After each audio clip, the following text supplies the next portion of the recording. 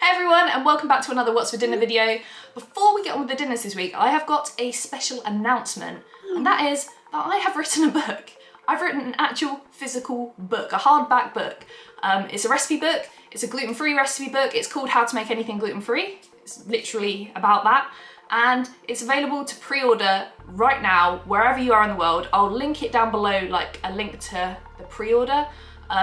Yeah, pre-orders are really, really important, so if you can, if you want to, I'd really appreciate that. It would be amazing. It's not out until February 2021, which actually isn't that far away.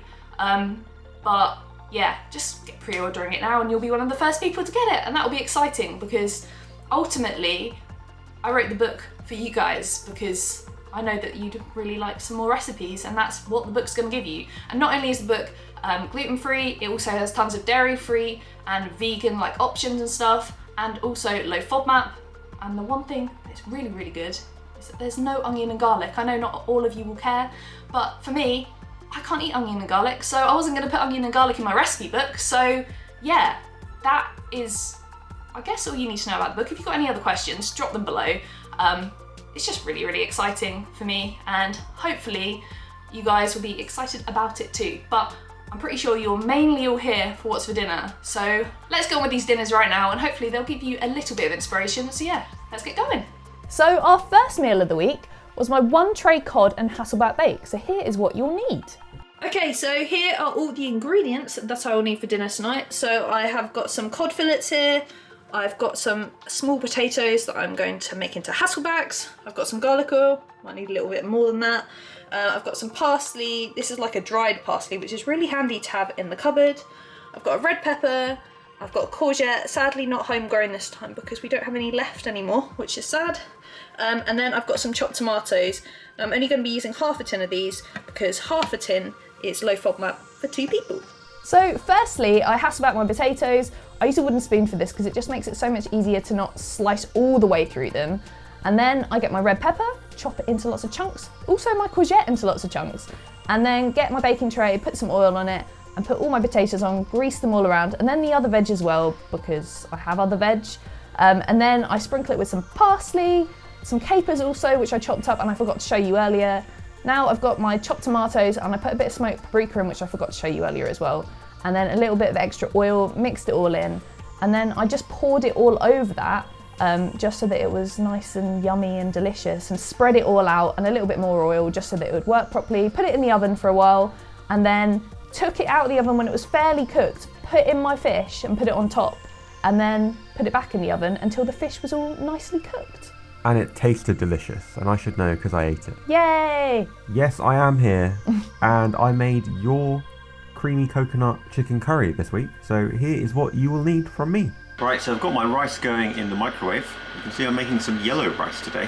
It's just rice with some turmeric in it to make it look nice.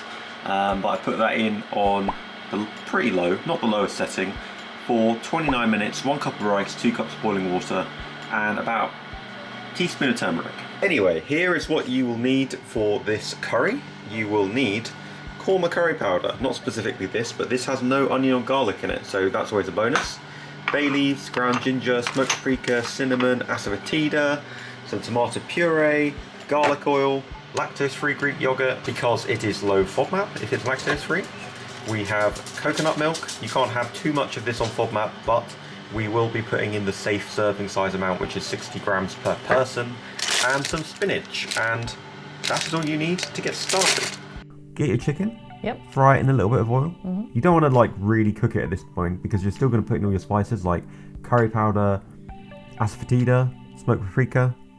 Pretty sure there's one. Oh no, there's no. That's it. And then some coconut milk, not the whole can. Tomato puree, mix it in. Spinach, I missed the pan a little bit there, but it's fine. A little bit of lemon juice, that's optional according to your recipe. Yep, it is. Obviously you knew that. Lactose-free Greek yogurt. Yep. You can use coconut yogurt if you're dairy-free. Yep.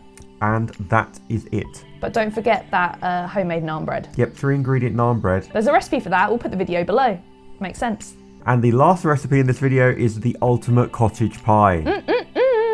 Right, so first off, let's look at the ingredients for the potato mash top. We will need some potatoes to mash. So there you go. Already peeled and chopped, of course.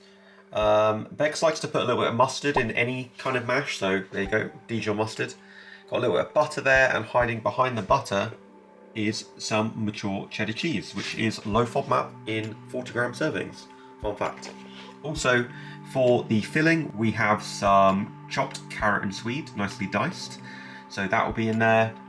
We've got some gluten-free plain flour, tomato paste, tomato puree I mean, some fresh thyme, and some beef mince, and obviously some oil as well, and that is it. So firstly, put some oil in your pan, then put in some veg. Mark put in some chopped up swede and carrot, and then you want to put your mash on in a separate pan, obviously. Pour some water over it and just boil it like you would mashed potato, and then get your beef, break it all up so that it's all sort of nicely combined, mix it all in so that you don't just have a mouthful of swede.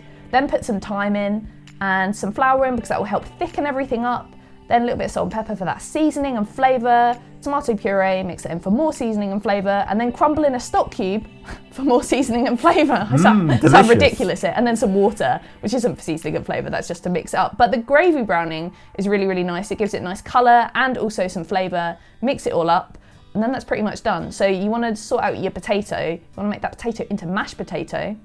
What you do with that, you get your potato masher, make sure you have one, and then some butter and also some cheese because we want a bit of cheesy mash here, and we also want a bit of mustard, salt and pepper because you just want the most flavoursome mash ever, and my mash is a good mash, trust me. So then just put all your mince and veggies and everything, your base, into your dish.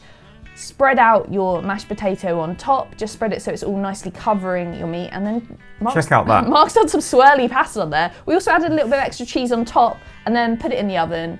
And it's the best. I agree. Did I do a good job? You did a very good job. Thank you.